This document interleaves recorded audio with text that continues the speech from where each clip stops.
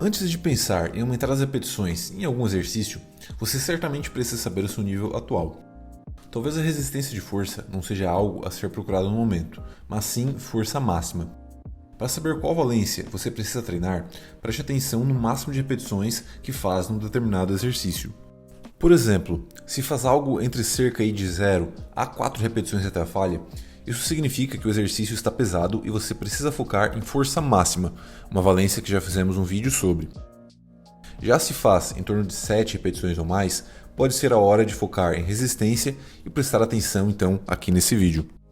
O objetivo do treino de resistência é retardar a fadiga muscular em exercícios de múltiplas repetições.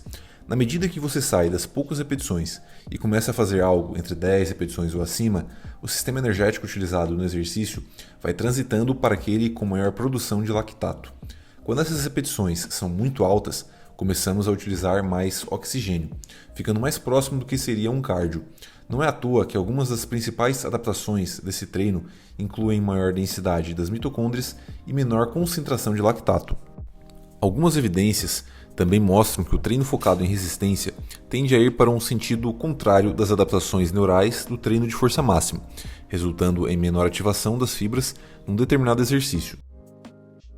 Existem alguns métodos que você pode utilizar para aumentar as repetições num só exercício ou até mesmo em vários, se estivermos falando de um treino em estilo de circuito. Para iniciantes e também os mais experientes, o método clássico e tradicional é o de séries e repetições, ou sets and reps.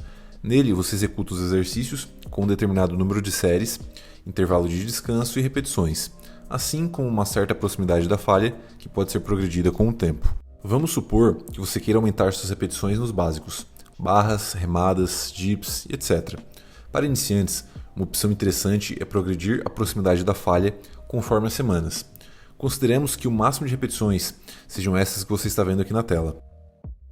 Na semana 1, poderíamos deixar cerca de 3 repetições na reserva para esses exercícios e ir diminuindo esse número até chegar na semana 3, na qual você faria o máximo possível de repetições. Daí em diante, esse ciclo pode se repetir a partir desse seu novo máximo, com a semana 4 tendo 3 repetições na reserva, diminuindo nas próximas e etc. Outra opção no método Sets and Reps seria aumentar as séries.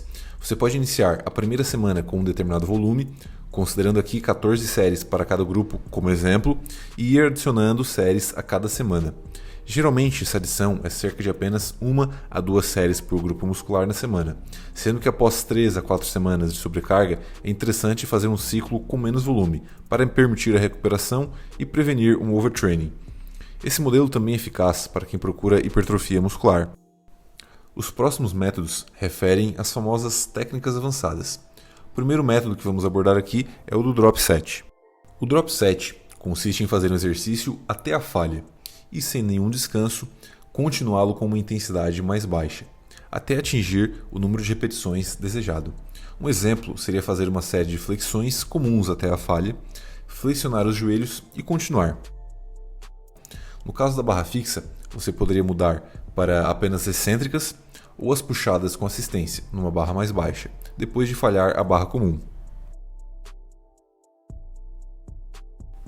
Um outro método é o de cluster sets. Um cluster set é um método no qual há um pequeno intervalo de descanso entre repetições ou conjunto de repetições.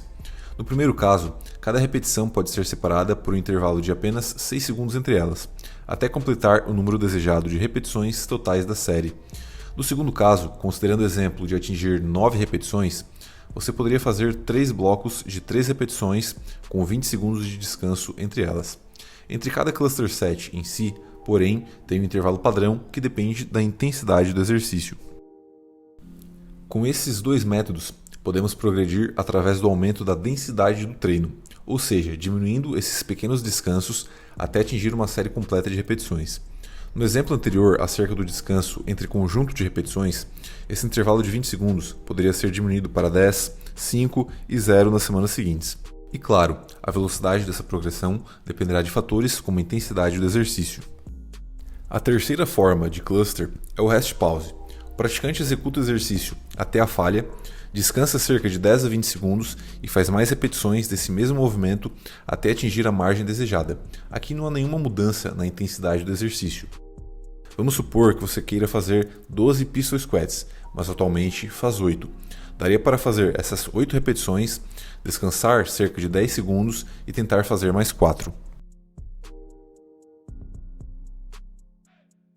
E por último, temos também o EMOM.